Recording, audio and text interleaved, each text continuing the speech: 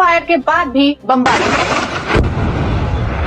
Israel versus Iran के बीच खतरनाक खेल। एक तरफ दुनिया शांति की बात कर रही थी और दूसरी तरफ आसमान से आग बरस रही थी। सीज फायर का ऐलान हुआ और उसी के कुछ घंटों बाद ही लेबनान में मौत का खेल शुरू हो गया है।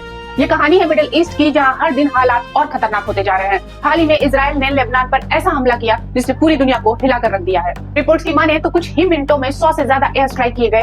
राजधानी बेरूत समेत कई इलाकों निशाना बनाया गया और इसका नतीजा ये हुआ है कि 200 से ज्यादा लोगों की मौतें हो चुकी हैं, 1000 से ज्यादा लोग घायल हैं और सैकड़ों घर तबाह हो चुके हैं। सोचिए जरा, जहाँ कल तक लोग अपने घरों में सो रहे थे, आज वही जगह मलबे में बदल चुकी है। आखिर क्यों हुआ यह हमला? इजराइल का कहना है कि उसने हिजबुल्लाह के ठिकानों को निशाना बनाया है। हिजबुल्लाह एक ऐसा संगठन है जिसे ईरान का समर्थन हासिल है। इजराइल के मुताबिक वहाँ हथियार छिपाए गए थे, मिसाइल लॉन्चिंग साइट्स थी और ये हमला उनकी सुरक्षा के लिए जरूरी था। लेकिन दूसरी तरफ सच्चाई कुछ और भी कह रही है। कई रिपोर्ट्स में सामने आया कि हमले रिहायशी इलाके में भी हुए हैं, आम नागरिक भी इसकी चपेट में आए हैं।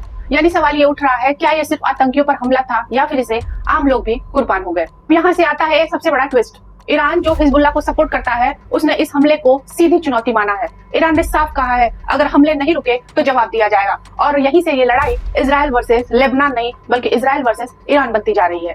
और सबसे बड़ा झटका ये है कि ये हमला सीज फायर के बाद हुआ है।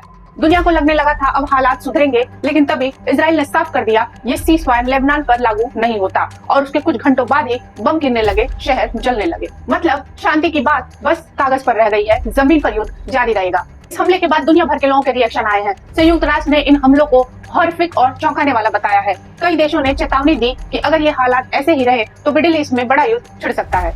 एक तरफ नेता शांति की बातें करते हैं और दूसरी तरफ मासूम लोग अपनी जान गंवा रहे हैं। सीज फायर सिर्फ बयान बनकर रह गया और जमीनी हकीकत अब भी बम और बारूद है। अगर हालात ऐसे ही बढ़ते रहे तो ये सिर्फ एक देश की लड़ाई नहीं रहेगी, बल्कि पूरी दुनिया को इसकी कीमत चुकानी पड़ सकती है। आप क्या सोचते हो? क्या ये युद्ध रुकेगा या और भड़केगा?